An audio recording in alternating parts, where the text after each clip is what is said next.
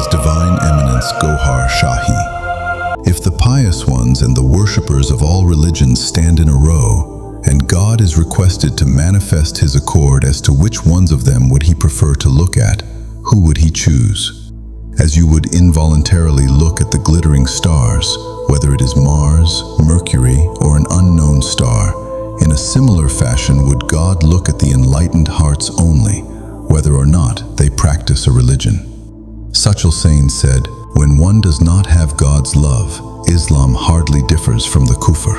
You, in search of God, rush to worship places such as temples, churches, and mosques.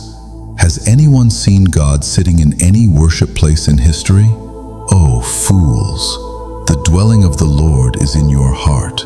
Domicile God in your heart, then you shall see that these worship places and its worshippers will run towards you. Bayezid stated, "I circumambulated Kaaba, the Muslims' sacred place of worship in Mecca, for some time. Since God inhabited me, Kaaba began circumambulating me." The worship places are collection points for good virtues, whereas the heart is the divine abode. In worship places you shall call upon God. In the hearts, God shall call upon you. Not in the fate of the intellectuals is found the taste of passion. Those who sacrifice everything are the bearers of ishq, rapturous lovers. And one cannot find God by repeating God's name. One must seek a spiritual guide, for only they can take one to God.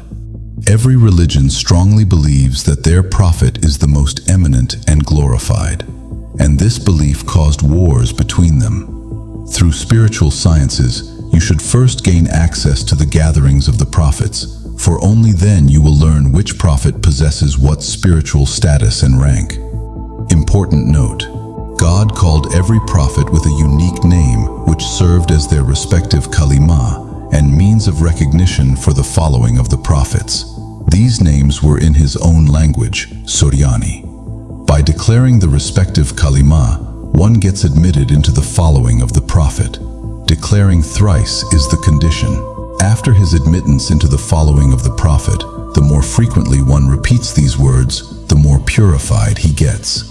The chanting of these words at the time of adversity becomes a rescue. In the grave also, these words happen to soften the accountability. Even for entry into the paradise, repetition of these words is the condition. Followings of all prophets are advised to memorize these words and recite them at dawn and at dusk as much as they can. You may read the celestial books in your own language for the purpose of guidance. However, for worship, the original text of the original book renders more spiritual benefits.